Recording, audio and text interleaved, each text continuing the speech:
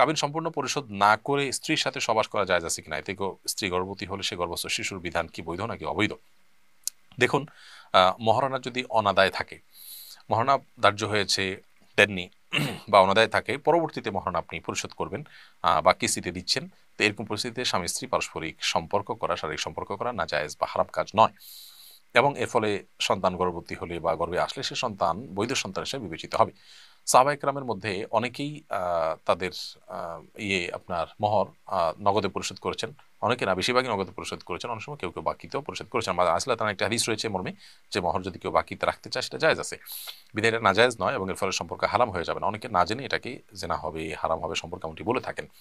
তবে হ্যাঁ, এখানে একটা বিষয় হলো যে মহর ধার্য হয়েছে, আপনি যদি মহর না দেন, বাসর রাতে বা প্রথম সাক্ষাতে স্ত্রী যদি স্বামীকে বলে যে মহর দেওয়ার আগ পর্যন্ত আমি তোমাকে আমার উপর কর্তৃত্ব করতে অথবা তোমার সাথে আমি শারীরিক সম্পর্ক করতে সম্মত নই, এই বাধা যদি স্ত্রী দিতে চান, ইসলাম শরিয়ার দৃষ্টিকোণ থেকে সেই বাধা দেওয়ার রাইট স্ত্রীর থাকবে, বিকজ এটা তার অধিকার, বিধায় এটা নিয়ে তিনি কথা বলতে পারেন। কিন্তু তিনি যদি প্রথমে বাধা না দেন, প্রথমে সম্মত থাকেন, মাঝপথে এসে বা কোনো একদিন এসে বাধা দিবেন, সেটার সুযোগ কিন্তু থাকবে না।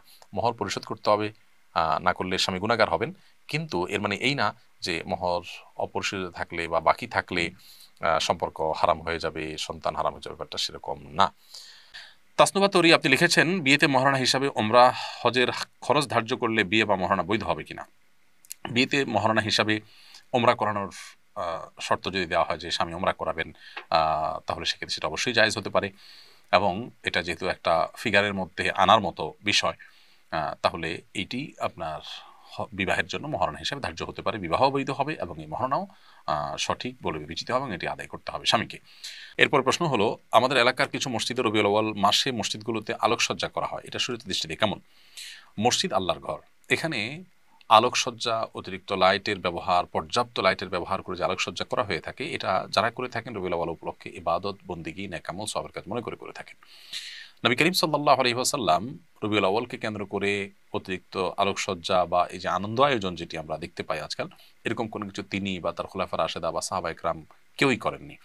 অতএব এই রবিউল আউয়াল তাদের সময়ও ছিল, নবী সাল্লাল্লাহু আলাইহি ওয়াসাল্লামের জন্মের এই দিনটি তাদের সময়ও ছিল, তারা যে কাজ করেননি সেই কাজকে যদি আমরা ইসলামের কাজ বানিয়ে নেই তাহলে সেটি বিদআতে পর্যবসিত হবে। তাছাড়া দুঃখিত, অতিরিক্ত আলোকসজ্জা এটা অপচয় ছাড়া আর কিছুই নয়। মসজিদে করলেই সেটা যে জায়েজ হয়ে যাবে ব্যাপারটা সেরকম নয়। আপনি সীমা রেখা ছাড়িয়ে পুরো ভবনকে আলোকিত করে ফেললেন, প্রতি 2-4 ইঞ্চির মধ্যে একটা করে লাইট লাগালেন, নিঃসন্দেহে ইসলাম আমাদেরকে যে মিতব্যয়ী হতে বলে, আমাদেরকে যে হিসেবি হতে বলে, এটি তার সাথে যায় না। অতএব আল্লাহর ঘর যেখান থেকে মানুষ শিখবে সেই জায়গাটাতে অন্তত আমাদের মিতব্যয়ী হওয়ার পরিচয় দিতে হবে। আর সবচেয়ে বড় কথা যেটি বলেছি, যে ইবাদত বা সওয়াবের কাজ নেকামল মনে করে যেটি আপনি করছেন সেটি কোরআন এবং সুন্নাহ কর্তৃক নির্দেশিত না হলে সেটি কিন্তু বিদআতে পর্যবসিত হবে। বিধায় এই বিষয়টিতে আমাদের সাবধানতা সর্বোচ্চ লেভেলে থাকা দরকার। এরপর জুয়েল রানা আপনি লিখেছেন, আমার 2টা প্রাইভেট গাড়ি আছে, একটা ব্যবহারের জন্য কেনা আর একটা ভাড়া দেওয়ার জন্য, কিন্তু এখন 2টা গাড়ি ভাড়াতে আছে, এক্ষেত্রে জাকাতের হিসাব কিভাবে করবো অনুগ্রহ করে জানাবেন। ভাই জুয়েল রানা, আপনার যে 2টা গাড়ি আছে সেই 2টা গাড়ির ব্যবহারেরটা হোক আর ভাড়া দেওয়ারটা হোক, কোনোটারই কিন্তু আপনাকে জাকাত দিতে হবে না। যেটা ভাড়ায় দিচ্ছেন সেটার ভাড়ার যে টাকা, সেটা যদি জমে জাকাত দেওয়ার মতো হয় তাহলে সেক্ষেত্রে তখন সেটার উপর জাকাত আসবে, কিন্তু গাড়ির যে মূলধন বা গাড়ির যে মূল্য সেটার উপরে কিন্তু জাকাত আসবে না। আফরিন জাহান লিখেছেন, আমার বাসায় প্রচুর পিঁপড়া, বিশেষ করে রান্নাঘরে কাজের সময় পিঁপড়া কামড়ায় বলে অনেক পিঁপড়া মেরে ফেলি, এতে কোনো গুনাহ হবে কিনা?